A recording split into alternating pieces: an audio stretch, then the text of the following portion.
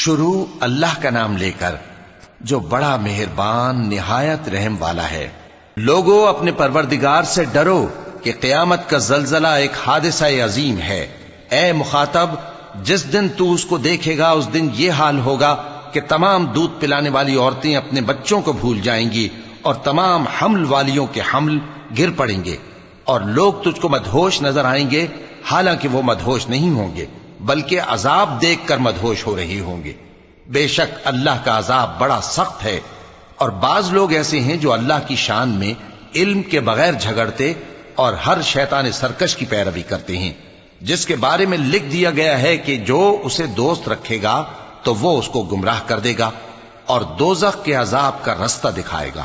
لوگو، اگر تم کو مرنے کے بعد جی اٹھنے میں کچھ شک ہو تو ہم نے تم کو پہلی بار بھی تو پیدا کیا تھا، یعنی ابتدا میں مٹی سے، پھر اس سے نطفہ بنا کر، پھر اس سے خون کا لوتھڑا بنا کر، پھر اس سے بوٹی بنا کر جس کی بناوٹ کامل بھی ہوتی ہے اور ناقص بھی، تاکہ تم پر اپنی خالقیت ظاہر کر دیں۔ اور ہم جس کو چاہتے ہیں ایک میعاد مقرر تک پیٹ میں ٹھہرائے رکھتے ہیں، پھر تم کو بچہ بنا کر نکالتے ہیں، پھر تم جوانی کو پہنچتے ہو، اور بعض قبل از پیری مر جاتے ہیں، اور بعض بڑھاپے کی نہایت خراب عمر کی طرف لوٹائے جاتے ہیں کہ بہت کچھ جاننے کے بعد بالکل بے علم ہو جاتی ہیں۔ اور اے دیکھنے والے، تو دیکھتا ہے کہ ایک وقت میں زمین خشک پڑی ہوتی ہے، پھر جب ہم اس پر مے برساتے ہیں تو وہ شاداب ہو جاتی اور ابھرنے لگتی ہے اور طرح طرح کی بارونق چیزیں اگاتی ہے۔ ان قدرتوں سے ظاہر ہے کہ اللہ ہی قادر مطلق ہے جو برحق ہے، اور یہ کہ وہ مردوں کو زندہ کر دیتا ہے، اور یہ کہ وہ ہر چیز پر قدرت رکھتا ہے، اور یہ کہ قیامت آنے والی ہے اس میں کچھ شک نہیں، اور یہ کہ اللہ سب لوگوں کو جو قبروں میں ہیں جلا اٹھائے گا، اور لوگوں میں کوئی ایسا بھی ہے جو اللہ کی شان میں بغیر علم کے اور بغیر ہدایت کے اور بغیر کتاب روشن کے جھگڑتا ہے اور تکبر سے گردن موڑ لیتا ہے تاکہ لوگوں کو اللہ کے رستے سے گمراہ کر دے۔ اس کے لیے دنیا میں ذلت ہے، اور قیامت کے دن ہم اسے عذاب آتش سوزاں کا مزہ چکھائیں گے۔ اے سرکش، یہ اس کفر کی سزا ہے جو تیرے ہاتھوں نے آگے بھیجا ہے، اور اللہ اپنے بندوں پر ظلم کرنے والا نہیں۔ اور لوگوں میں بعض ایسا بھی ہے جو کنارے پر کھڑا ہو کر اللہ کی عبادت کرتا ہے، اگر اس کو کوئی دنیاوی فائدہ پہنچے تو اس کے سبب مطمئن ہو جائے، اور اگر کوئی آفت پڑے تو منہ کے بل لوٹ جائے، یعنی پھر کافر ہو جائے۔ اس نے دنیا میں بھی نقصان اٹھایا اور آخرت میں بھی، یہی تو صاف نقصان ہے۔ یہ اللہ کے سوا ایسی چیز کو پکارتا ہے جو نہ اسے نقصان پہنچائے اور نہ فائدہ دے سکے، یہی تو پرلے درجے کی گمراہی ہے۔ بلکہ ایسے شخص کو پکارتا ہے جس کا نقصان فائدے سے زیادہ قریب ہے۔ ایسا دوست بھی برا اور ایسا ساتھی بھی برا۔ جو لوگ ایمان لائے اور عمل نیک کرتے رہے، اللہ ان کو بہشتوں میں داخل کرے گا جن کے نیچے نہریں بہ رہی ہیں۔ کچھ شک نہیں کہ اللہ جو چاہتا ہے کرتا ہے۔ جو شخص یہ گمان کرتا ہو کہ اللہ اس کو دنیا اور آخرت میں مدد نہیں دے گا تو اس کو چاہیے کہ اوپر کی طرف یعنی اپنے گھر کی چھت میں ایک رسی باندھے، پھر اس سے اپنا گلا گھونٹ لے، پھر دیکھے کہ آیا یہ تدبیر اس کے غصے کو دور کر دیتی ہے۔ اور اسی طرح ہم نے اس قرآن کو اتارا جس کی تمام باتیں کھلی ہوئی ہیں، اور یہ یاد رکھو کہ اللہ جس کو چاہتا ہے ہدایت دیتا ہے۔ جو لوگ مومن یعنی مسلمان ہیں اور جو یہودی ہیں اور ستارہ پرست اور عیسائی اور مجوسی اور مشرک، اللہ ان سب میں قیامت کے دن فیصلہ کر دے گا۔ بے شک اللہ ہر چیز سے باخبر ہے۔ کیا تم نے نہیں دیکھا کہ جو مخلوق آسمانوں میں ہے اور جو زمین میں ہے، اور سورج اور چاند اور ستارے اور پہاڑ اور درخت اور چوپائے اور بہت سے انسان اللہ کو سجدہ کرتے ہیں، اور بہت سے ایسے ہیں جن پر عذاب ثابت ہو چکا ہے، اور جس شخص کو اللہ ذلیل کرے اس کو کوئی عزت دینے والا نہیں۔ بے شک اللہ جو چاہتا ہے کرتا ہے۔ چونکہ آیت سجدہ تلاوت کی گئی لہذا سامعین پر سجدہ واجب ہے۔ یہ دو فریق ایک دوسرے کے دشمن اپنے پروردگار کے بارے میں جھگڑتے ہیں، تو جو کافر ہیں ان کے لیے آگ کے کپڑے قطع کیے جائیں گے اور ان کے سروں پر جلتا ہوا پانی ڈالا جائے گا، اس سے ان کے پیٹ کے اندر کی چیزیں اور کھالیں گل جائیں گی، اور ان کے مارنے کے لیے لوہے کے ہتھوڑے ہوں گے۔ جب وہ چاہیں گے کہ اس رنج و تکلیف کی وجہ سے دوزخ سے نکل جائیں تو پھر اسی میں لوٹا دیے جائیں گے، اور کہا جائے گا کہ جلنے کے عذاب کا مزہ چکھتے رہو۔ جو لوگ ایمان لائے اور عمل نیک کرتے رہے، اللہ ان کو بہشتوں میں داخل کرے گا جن کے تلے نہریں بہ رہی ہیں، وہاں ان کو سونے کے کنگن پہنائے جائیں گے اور موتی، اور وہاں ان کا لباس ریشمی ہوگا، اور ان کو اچھی بات کی طرف رہنمائی کی گئی اور خوبیوں والے مالک کی راہ بتائی گئی۔ جو لوگ کافر ہیں اور لوگوں کو اللہ کے رستے سے اور مسجد حرام سے، جسے ہم نے لوگوں کے لیے یکساں عبادت گاہ بنایا ہے، روکتے ہیں، خواہ وہ وہاں کے رہنے والے ہوں یا باہر سے آنے والے، اور جو اس میں شرارت سے کجروی و کفر کرنا چاہے تو اس کو ہم درد دینے والے عذاب کا مزہ چکھائیں گے۔ اور ایک وقت تھا جب ہم نے ابراہیم کو خانہ کعبہ کا مقام بتا دیا اور ارشاد فرمایا کہ میرے ساتھ کسی چیز کو شریک نہ کیجو، اور طواف کرنے والوں اور قیام کرنے والوں اور رکوع کرنے والوں اور سجدہ کرنے والوں کے لیے میرے گھر کو صاف رکھا کرنا، اور لوگوں میں حج کے لیے اعلان کر دو کہ تمہاری طرف پیدل اور دبلے دبلے اونٹوں پر جو دور دراز رستوں سے چلے آتے ہوں سوار ہو کر چلے آئیں، تاکہ اپنے فائدے کے کاموں کے لیے حاضر ہوں۔ اور قربانی کی ایام معلوم میں مویشی چوپایوں کے ذبح کے وقت جو اللہ نے ان کو دیے ہیں ان پر اللہ کا نام لیں۔ اب اس میں سے تم خود بھی کھاؤ اور خستہ حال ضرورت مند کو بھی کھلاؤ۔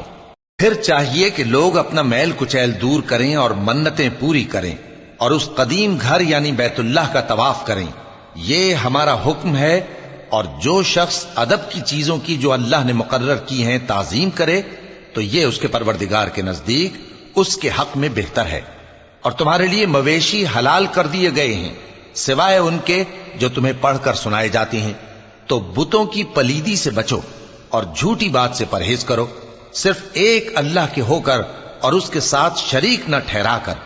اور جو شخص کسی کو اللہ کے ساتھ شریک مقرر کرے تو وہ گویا ایسا ہے جیسے آسمان سے گر پڑے، پھر اس کو پرندے اچک لے جائیں یا ہوا کسی دور کی جگہ اڑا کر پھینک دے۔ یہ ہمارا حکم ہے۔ اور جو شخص ادب کی چیزوں کی جو اللہ نے مقرر کی ہیں تعظیم کرے تو یہ کام دلوں کی پرہیزگاری سے ہے۔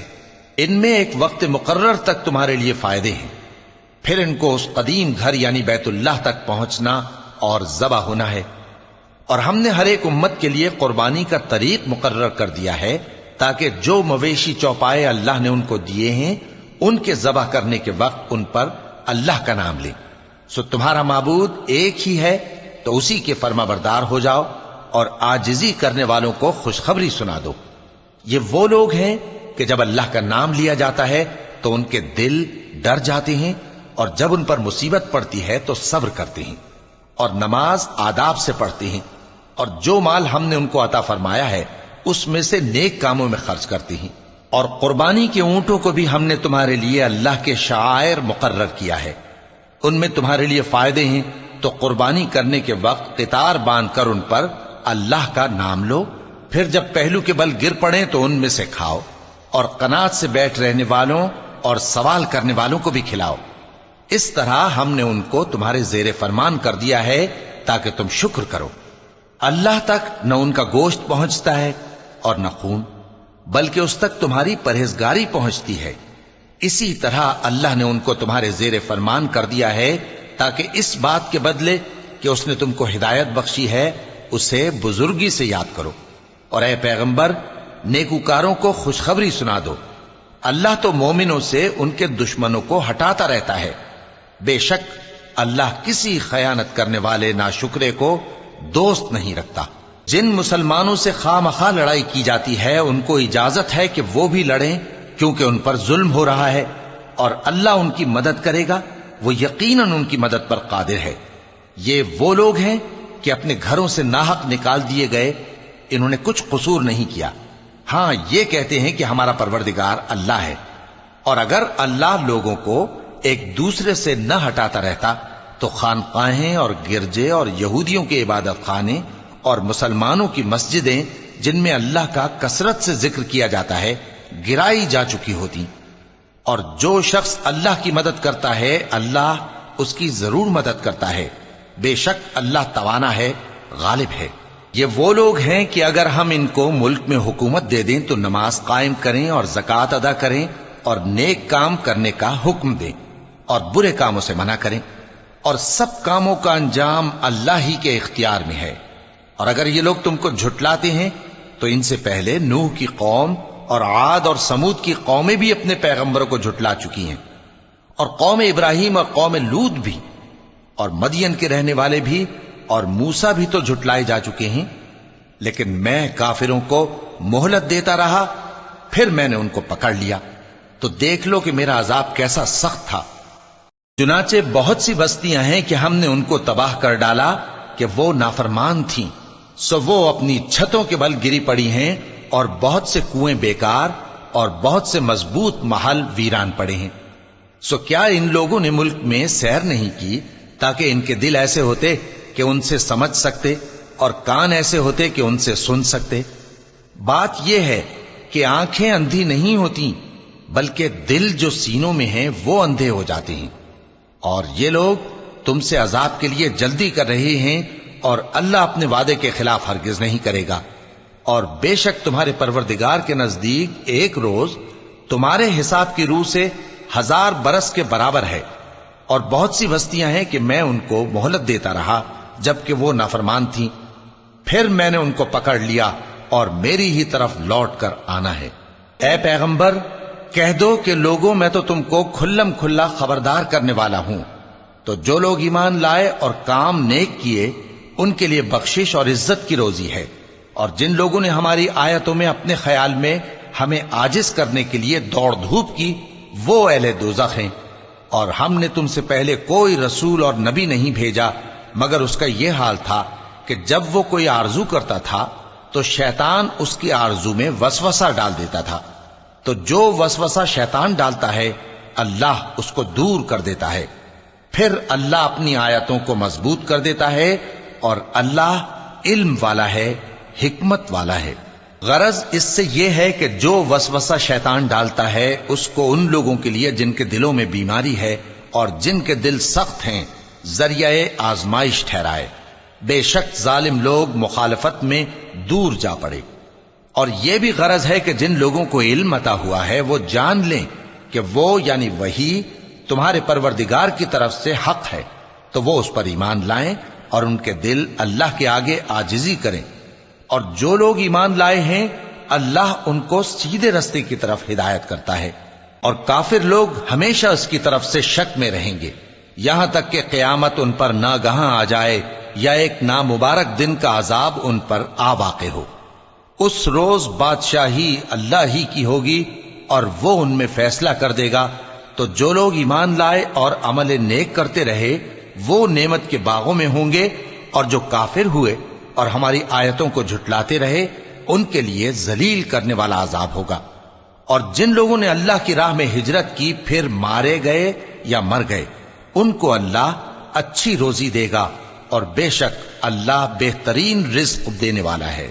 وہ ان کو ایسے مقام میں داخل کرے گا جسے وہ پسند کریں گے، اور اللہ تو جاننے والا ہے، بردبار ہے۔ یہ بات اللہ کے ہاں ٹھہر چکی ہے، اور جو شخص کسی کو اتنی ہی ایذا دے جتنی ایذا اس کو دی گئی، پھر اس شخص پر زیادتی کی جائے تو اللہ اس کی مدد کرے گا۔ بے شک اللہ معاف کرنے والا ہے، بخشنے والا ہے۔ یہ اس لیے کہ اللہ رات کو دن میں داخل کرتا ہے اور دن کو رات میں داخل کرتا ہے، اور اللہ تو سننے والا ہے، دیکھنے والا ہے۔ یہ اس لیے کہ اللہ ہی برحق ہے، اور جس چیز کو کافر اللہ کے سوا پکارتے ہیں وہ باطل ہے، اور اس لیے کہ اللہ اونچی شان والا ہے، بڑا ہے۔ کیا تم نہیں دیکھتے کہ اللہ آسمان سے مے برساتا ہے تو زمین سرسبز ہو جاتی ہے؟ بے شک اللہ مہربان ہے، خبردار ہے۔ جو کچھ آسمانوں میں ہے اور جو کچھ زمین میں ہے اسی کا ہے، اور بے شک اللہ بے نیاز ہے، قابل ستائش ہے۔ کیا تم نہیں دیکھتے کہ جتنی چیزیں زمین میں ہیں سب اللہ نے تمہارے زیر فرمان کر رکھی ہیں، اور کشتیاں بھی جو اسی کے حکم سے سمندر میں چلتی ہیں، اور وہ آسمان کو تھامے رہتا ہے کہ زمین پر نہ گر پڑے مگر اس کے حکم سے۔ بے شک اللہ لوگوں پر نہایت شفقت کرنے والا مہربان ہے۔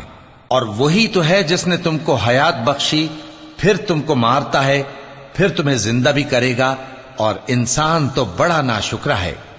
ہم نے ہر ایک امت کے لیے بندگی کی ایک راہ مقرر کر دی ہے کہ اسی طرح وہ بندگی کرتے ہیں، تو یہ لوگ تم سے اس معاملے میں جھگڑا نہ کریں، اور تم لوگوں کو اپنے پروردگار کی طرف بلاتے رہو، بے شک تم سیدھے رستے پر ہو۔ اور اگر یہ تم سے جھگڑا کریں تو کہہ دو کہ جو عمل تم کرتے ہو اللہ ان سے خوب واقف ہے۔ جن باتوں میں تم اختلاف کرتے ہو اللہ تم میں قیامت کے روز ان کا فیصلہ کر دے گا۔ کیا تم نہیں جانتے کہ جو کچھ آسمان اور زمین میں ہے اللہ اس کو جانتا ہے؟ یہ سب کچھ کتاب میں لکھا ہوا ہے، بے شک یہ سب اللہ کو آسان ہے۔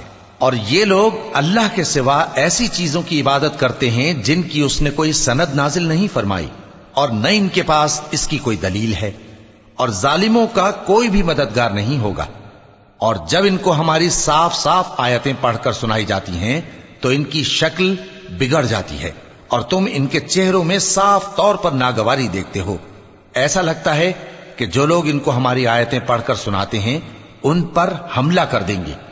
کہہ دو کہ میں تم کو اس سے بھی بری چیز بتاؤں، وہ دوزخ کی آگ ہے جس کا اللہ نے کافروں سے وعدہ کیا ہے، اور وہ برا ٹھکانہ ہے۔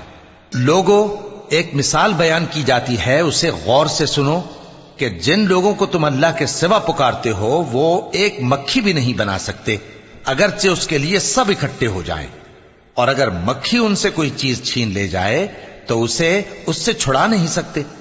طالب اور مطلوب یعنی عابد اور معبود دونوں گئے گزرے ہیں۔ ان لوگوں نے اللہ کی قدر جیسی کرنی چاہیے تھی نہیں کی۔ کچھ شک نہیں کہ اللہ زبردست ہے، غالب ہے۔ اللہ فرشتوں میں سے پیغام پہنچانے والے منتخب کر لیتا ہے اور انسانوں میں سے بھی۔ بے شک اللہ سننے والا ہے، دیکھنے والا ہے۔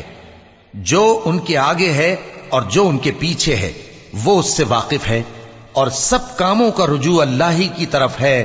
مومنوں، رکوع کرتے اور سجدہ کرتے اور اپنے پروردگار کی عبادت کرتے رہو اور نیک کام کرو تاکہ فلاح پاؤ۔ چونکہ آیت سجدہ تلاوت کی گئی ہے لہذا سامعین پر سجدہ واجب ہے۔ اور اللہ کی راہ میں جہاد کرو جیسا جہاد کرنے کا حق ہے۔ اس نے تم کو منتخب کیا ہے اور تم پر دین کی کسی بات میں تنگی نہیں کی، اور تمہارے لیے تمہارے باپ ابراہیم کا دین پسند کیا۔ اسی اللہ نے پہلے یعنی پہلی کتابوں میں تمہارا نام مسلم رکھا تھا، اور اس کتاب میں بھی وہی نام رکھا ہے۔